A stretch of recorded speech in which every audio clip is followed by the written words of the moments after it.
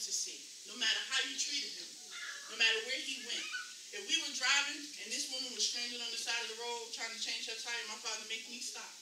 And then I have to wait until he helps her. That's the kind of man he was, despite his own personal struggles. And he always pointed me back to the Bible. He said, God gave me to him. And he, no matter what he does, he said, I'm responsible for leading you in the way that you should go. So he never would give me any type of bad advice or anything. To the best of his ability. Amen. And he told me that he gave me my mother's strength. Which it was funny because I had ministered a few years before at a Mother's Day thing. And I was given the wealth of a mother. I said, my mother don't have anything. And that's when he began to reveal to me the lineage of strength with the women in my family. So he said, I gave you your father's heart and I gave you your mother's strength. People always tell me you have such a big heart. And they always tell me, I don't know how you keep going like that. No matter what happens to you, it's like you just never stop. And it all came. He said the mantle for what they were supposed to have done, I'm going to give it to you. I didn't feel it with my father, but I felt it with my mother. Because I was able to gain closure by seeing her before they came and took her. And for those of you who are pastors, you never pray for anybody, you can feel the virtue that leads you. But this didn't feel like it was leading me. It felt like I was pulling something in. And he showed me at the funeral, at that crematory that day that I wasn't crazy. That's what he was giving me something. I said, this is. And he took my mom back to a day when I told him, it was years ago, I said, God, I feel this unction to say this. I don't know what you're going to do to make it happen, but I feel like I have to say it. And I said to him, I will be the person that you called me to be. And I said, no matter what it takes. I don't know how you're going to do it. He said, what you just showed me that you want me to do in my life, I don't know how you're going to do it. But okay. And I said, I don't know what's got to happen to make that happen in my life. And he brought all that back to me that day at the crematory. And so I couldn't just come and tell my testimony, right? We never know how God is going to work stuff out. The good, the bad, the indifferent, the way things are working, sometimes it just doesn't seem like he's even answering. And for the past couple of weeks, he keeps telling me to read the book of Exodus, and I'm stuck on chapter 3. I was stuck on chapter 3 even yesterday. It's like, Exodus 3. And I'm like, this doesn't make sense. I've been reading, and I realized that prior to the mountain experience, Moses had no relationship with God. I said, the way he was responding to him. He said, who do I tell him your name is? He wasn't approached by God. He saw the burning bush, and he said, he was amazed by the bush, but he wasn't amazed because it was God. It was amazed because if you see a burning bush, it shouldn't still be standing. And so I'm looking at it, and the Lord started ministering to me how he raised up an answer to the children of Israel's prayer, and how many years it took to raise up the answer that they were praying for. And I said, God, you had to use somebody like Moses because you needed somebody who could infiltrate Pharaoh, who could get back in. Because if you use just a regular child of Israel, if you use somebody from the tribe, they probably would have been killed before they ever even left the camp. You had to use somebody who could gain access. And so he just started showing me. And I'm not going to give you a scripture, just read the chapter 3. Just read the chapter 3 and think about how long the children of Israel were praying. How long they were just hoping at God. How even in the midst of what they were going through, they were multiplying rapidly. God was still blessing them while they were waiting for this answer. And he kept saying, I don't work out things the way you think I might work them out. You never know how I'm answering. You never know where the answer's coming from. And I thought about how if Moses was put there in the basket to be found, to save his life. If God hadn't interceded right there, the children of Israel would have no answer. I said, look what you did, God. You helped that woman hide him for 3 months. her to wrap him up and put him in a place where he could be found. You touched the heart of Pharaoh's sister, daughter. Touched her heart to take him. You made a way for him to be properly nurtured and raised. You educated him. Even though you knew he wasn't thinking about you. You did all of this. Then you snatched him out. You put him with a priest, his father-in-law. And he may not have been serving you, but he was in the atmosphere of people who are serving you. And trust me, if you're serving God, just as a sidebar, and there are people in your atmosphere who are not serving God, what's in you will still affect them. It will still work on them. Because we control the atmosphere around us. And so I said, and you did all of that to bring him to a mountain. And you showed him something so great that he had no choice but to believe. So he went from hearing. Because when he said, I'm the God of Jacob, the God of Abraham, right? He says, Paul on the road to Damascus said, Lord. Moses didn't say that. He just said, okay, here I am. But he didn't address him. I mean, he didn't really know who he was. And I said, God, you did all of that just to answer their prayer. I said, and they probably prayed all those years thinking that you weren't listening, thinking that they was doing something wrong. I said, but you answered their prayer in a way that they had no idea that you were going to answer.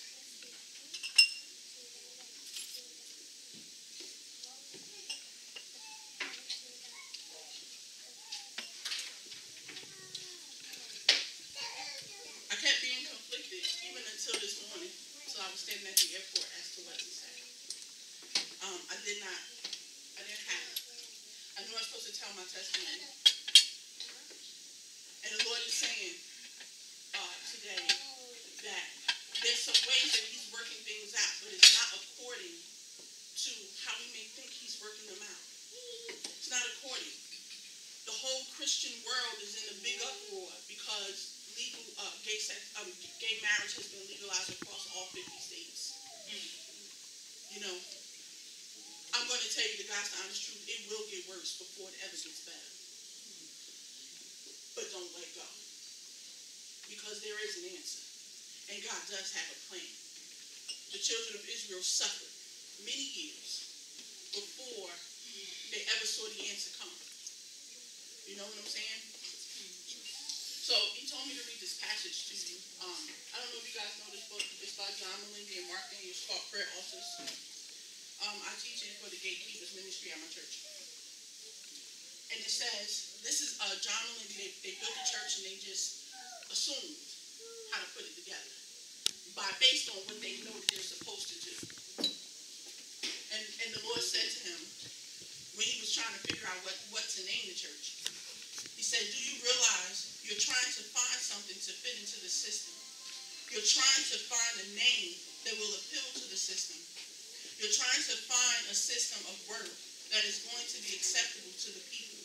You're trying to do all things, but why are you here? I called you. I told you what to do, what I want to do with your life. I told you I want to accomplish this in the nations of the world. You don't even know how to get out of this place, even the place that he was in, to even get to the world. When he set up the church, he automatically assumed that it will work a certain way because there's a system. There's a way that we do things. This is what has worked in the past. This will work now. But I'm telling you, if we really want what God has for us, we have to step outside of the box that we created for ourselves. Amen. 2 weeks ago, he had me to start taking notes and said it's time to deconstruct the box. Why do we create a box to get put into when God is everywhere at all times, knowing all things? He fills the entire atmosphere. He is not confined, but we say his spirit is in us. He does not answer the way that we think he will answer. And he's saying that we want to be extraordinary people, but we want to do ordinary things. We want to be innovators, but in order to be an innovator, you cannot stay within the box. You have to step outside the box. Steve Jobs, the to jump the curve in order to create the next best thing. On my business, the parent company, the tagline is jumping the curve of creativity by design. I want to do something that nobody's ever done before. In order to do something in your ministry, in your business, that nobody's ever done before, and to let that vision that God had in you really come forth, you have to forget everything that you've learned. You have to let the system that you have put yourself into, that you put the people that you're leading into, you have to let it go. You have to let it go. There's no way for us to get where God has for us to be as long as we stay in there. And it took both of my parents to leave for me to stop caring so much about my flesh and wanting things to be a specific way, and this is the way that you do it. It took all of that pain for me to let go. And so I stand today, because you don't have to go through that type of pain to let go. I just tell you. God said let go. The way that he's answering us, we will miss the answer if we keep our minds closed, if we don't open up our way of thinking, if we're not, sometimes we can be so regimented in things that, okay, when you come in, you stand on this square, and when they do this, you turn this way, and then if you don't turn that way, somebody got to ask you. I've seen it in services, I've seen it with people in their businesses, I've seen it in gatherings like this, because it doesn't go the way that you, but usually by the end of the day, God has his way, and what seemed like it was so wrong. And it's like proving a point. It's like I used to fast, and I used to always break my fast and cheat. Always. And when I would do it, God would do something dumbfounding for me. And one day I was in my bed. I said, why do you keep doing this? Because I was taught if you don't finish the fast, you're not blessed. Okay? God's not going to move for you. And he said, I'm trying to teach you something. Your fasting does not move me because you can't make me do anything. Come on now. But it prepares you for what I have for you. That's right. So that you can receive it. Because a lot of times what God has for us, we must step out of that box in order to get it. I started the business at a time when others were closing their businesses like this. Like this. They were just closing. People didn't have money. People were scared. I didn't even want to buy any more savings bonds. I thought the money was going to be no good. And I'm sitting here with no money, no skills for what the business was he gave me. I said, I can't do that. And for 2 years, I fought God. It was not until I stepped outside of the box that I had constructed for myself. Because this is the way it works. You get skills, you get a job, you leave that job, your skills have grown, so you get a better job. And your skills have grown. And you get a raise, maybe 2%. And sometimes, because life is a struggle, you might have to work more than one job, you might have to have a side hustle. And he was trying to deliver me out of all of that. We don't know how God is going to answer us. And so my only prayer on today is that it's not that the ministry is wrong because it didn't grow the way you wanted it to. Thank you, Holy Spirit. God will do the other part. It's not that God's not going to answer. He's trying to get you into a place within yourself to where you stop looking around you. Don't compare yourself to other people. When we compare ourselves, we limit ourselves. Because if you're an innovator, I'm never, ever going to be like Pastor G. I'm never, ever going to be like my Indian brother back here. Never. But I'm going to be me. And I'm the best me that there is. And nobody can beat me being me. What God placed in me is what is most valuable. Amen? Even as pastors, when you're teaching and you go places and you see your people respond to different things, don't go back to your church and change it. You keep your original vision. Right. Don't change nothing. People come to me, oh, you should do this in your business, you should do that. That ain't what my father said. And even if you don't, well, you should be making more money. Yeah, I agree. But he didn't tell me to do that to make the money. And if he didn't tell me to do that, I ain't doing it. And it took me a long time to get that through my thick head too, because I had no confidence in myself. I might have stood up like I had confidence, but I didn't have it. I was faking it. This is the other part of what God was telling Dr. Melindy. You know how a roll of carpet, you know how you have a roll of carpet and then you begin to unroll it? My calendar is similar to that. As everything is being unfolded, it is just the next thing on my calendar that you should be in this place with the work I've given you. It's not something you have prayed through. It's not something that you have labored for. It is just the next thing in my plan for you. Stop trying to think, if I do this, God will do that. When it is time, it will happen. When it is time, it will come forth. Just keep doing what he told you to do. And when it's time, everything has an appointed time. It's in Ecclesiastes 3, there's a time and a season for everything.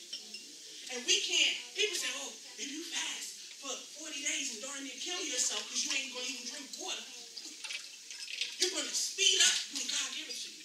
No, you're not. What you will do is get yourself really ready to receive what he's got. That's right. When he decides to open it up and give it to you. Sure. I've had a pastor tell me one time, I'm going to fast and I'm going to pray so I get on God good nerves and he give me what I want. I looked and I said to myself, and your title is prophet? Are you kidding me? I stopped listening, and that was she was actually my pastor. I shut my ears to her after that. You can't leave me with that type of mentality. Yes, sir. You can't. Sorry. So what? It's not a power-packed run around message, but it's something for us to think about. So that when we are in our ministries, when we're in our businesses, even on our jobs, we're just doing what God said do. To obey is better than to sacrifice. If we do what he says do, even when it looks like it's not working, the children of Israel continue to pray. They continue to do what they were doing. Go the way that they were going, despite the fact that nothing was changing. Because what they didn't know was that in the background, God was raising up an answer. He will raise up an answer for us. Whatever you are dealing with individually, whatever we deal with collectively. I don't care what laws they pass. I don't care how they threaten us. I don't care what they say. The systems of this world can do nothing to us. We stand on what God said. And if he said pray, then just pray. Don't add anything to it and don't take anything away. Don't think that you're wrong. If you're following instructions, then you're just following instructions. He never told you when you finish it's going to look like this. But the answer that the children of Israel received was far greater than what they were looking for. Amen? Amen. Please be encouraged on today. That no matter what's going on, that God has an answer. And thank you, Holy Spirit. Just to end it up, let me tell you this dream. Thank you. I just saw the words across. In the dream, I saw the word expect in 3D. And it was rotating. But the funny thing about it was it wasn't spelled right. But I knew what it said. And I called my girlfriend. I said, yeah, God's telling you to expect, blah, blah, blah. She said, she cut me off and she said the reason it wasn't spelled right was because it's not coming the way that you think it's coming. I've heard a pastor say, oh, only people outside my church bless me, the people here, and then he bashes the people in the church. And I said, stop doing that. Because that may not be the people that he has to sow into you at this time. He might just have outside people to sow into you at this time. Because sometimes when the people in the ministry sow into you, and then they start to see what you're doing with what they're sowing into you, they start to think it's them, and now you owe them. Or they've got you under their arm, and now they can control and manipulate you. However God sees fit to do it, that's how he can do it. And he does it that way for a reason. And so and she said, and the fact that you recognize that it said expect, despite the fact that it was spelled wrong, means that when it comes, you'll recognize it. And it was in 3D, meaning it's going to be big. It's going to be magnified. It's not one-dimensional. Because something that is 3D is multi-dimensional. And so he just told me to tell y'all that. I haven't told anybody that dream except that one person. So I believe on today that somewhere between now and before the next meeting, some things will start to open up for us. And by the end of the year, I don't think that anybody in here, I don't think our lives will be the same. Amen. Amen. Amen. Amen.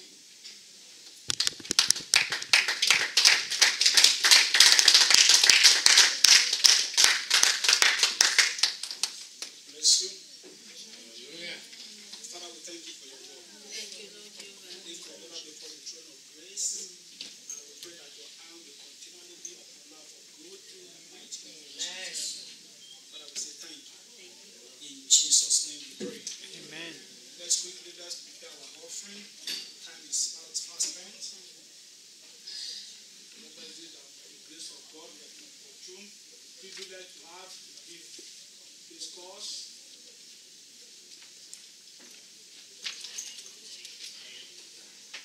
Father, we thank you.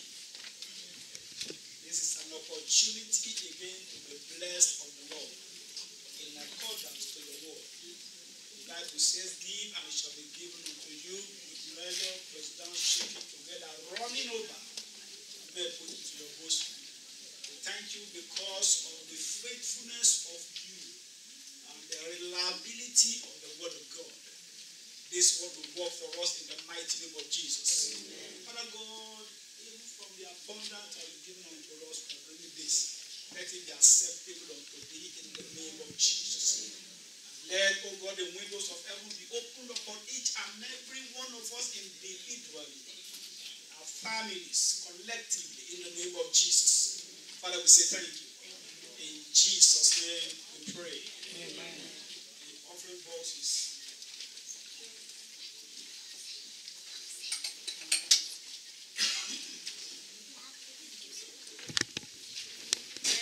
in 2-3 minutes. I don't want us to leave this out. When we started listening by the grace of God, remember that I read out the book of 2 Kings chapter 7. So you want to see, you can see that you want to rise up, you can rise up, you want to pray. End has come to scarcity in my life in the name of Jesus. Let me begin to pray. And end according to the word of God. In 2 Kings chapter 7, verse 1, God turned the captivity of the people. Overnight, time of scarcity stopped, and abundance came in immediately. You want to pray, Lord God, end comes to every form of scarcity in my life. In the name of the Lord Jesus, we begin to pray and usher into abundance. Usher into abundance. My family is ushered into abundance. My ministry is ushered into abundance. Abundance by the provision of the Most High. Abundance, abundance from on high. In the name of the Lord Jesus.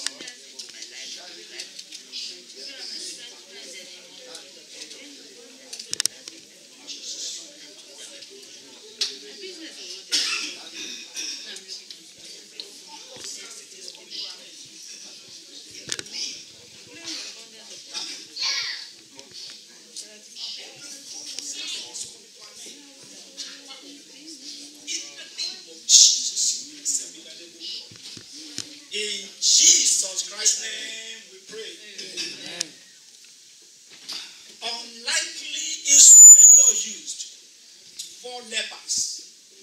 4 lepers, they moved. They decided to get to the Syrian camp. And things began to happen because God is involved. We will pray.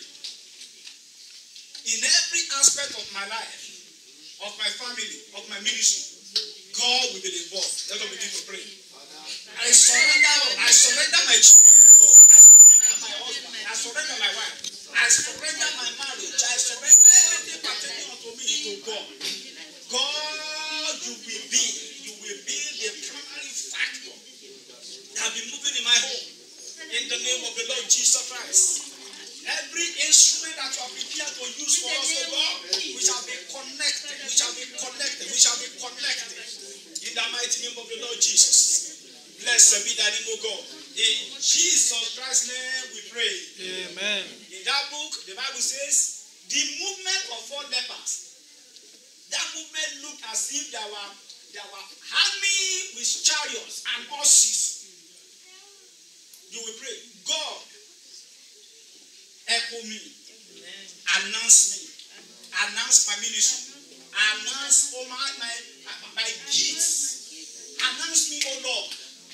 When God announces you, nobody can denounce you. When God makes a proclamation on your life, everybody must concur.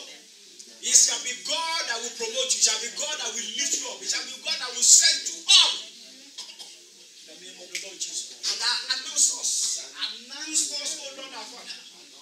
Announce us, King of Kings, Lord of Lords. We commit ourselves, our homes, our family, shall be announced by heaven.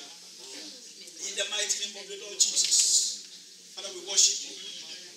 In Jesus Christ's name we pray.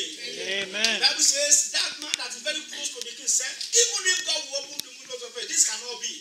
You will pray. Everyone that is saying God will not manifest in my life will become a liar. Let us begin to pray. Whatever power, whatever spirit that is saying what God has pronounced concerning you will not come to pass.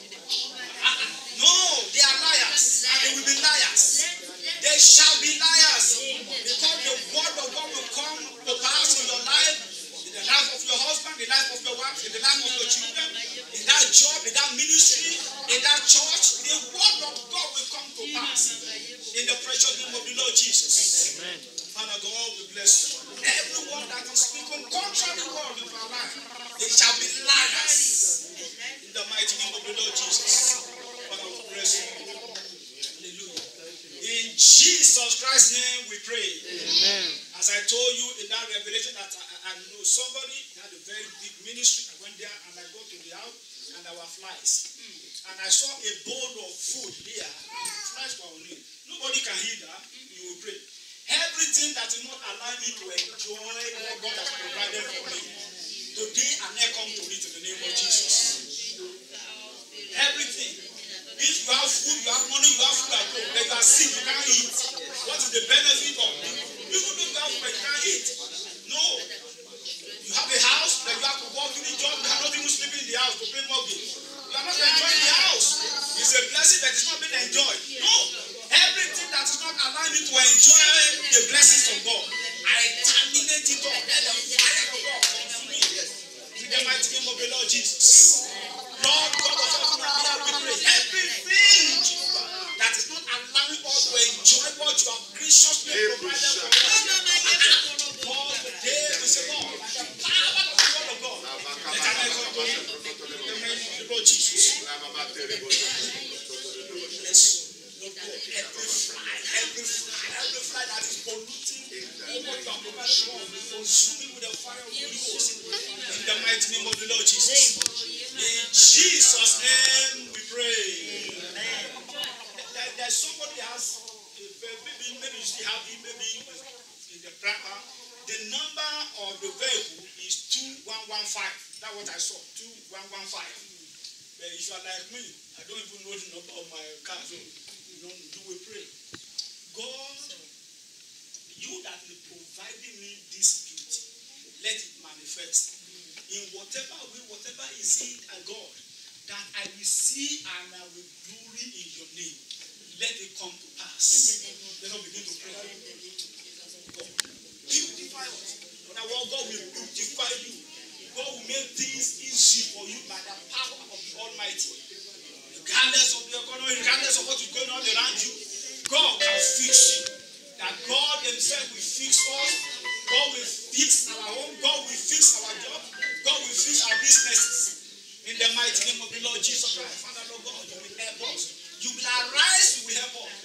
Our help, you are our shield, our buckler. In the name of the Lord Jesus Christ. King of Kings, Lord of Lords, each and every one of us, Lord, you will help us. Blessed be thy name. In Jesus Christ's name we pray.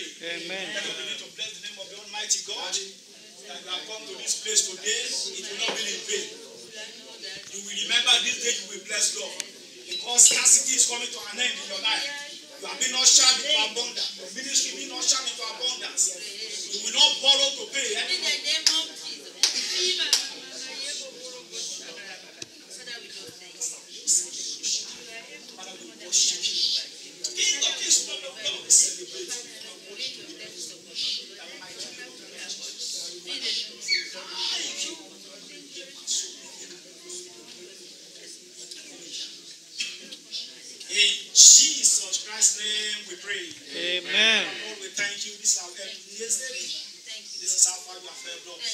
this region. We are grateful. For the people that couldn't be physically present, oh God, remember them for good. In the name of Jesus. Father, as we leave this place today, God, don't let us depart your presence. Let that presence keep us, uphold us in the name of Jesus. By the grace of God, it should carry. When we come next month, there shall be reasons to rejoice and to bless your name. Yes, because thy word shall be confirmed in our individual lives. Thank you, Lord our God. You are worthy to be praised. In Jesus Christ's name we pray. Amen. Praise the Lord. Hallelujah. He sent a text to me that the wife mistakenly took all the keys to the cars to walk.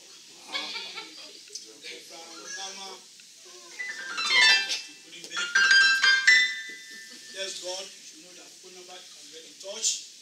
I want to appreciate it and every one of us that is here today. I want you to leave. It is not what you do that moves God. What you do will prepare you for what God is going to do. Get prepared for the bounties of the Almighty. Bless each and every one of us in Jesus' name. Let's rise up for the place.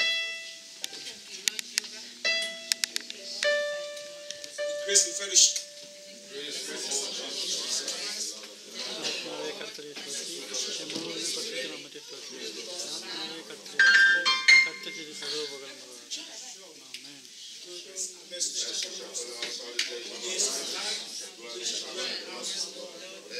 Amen.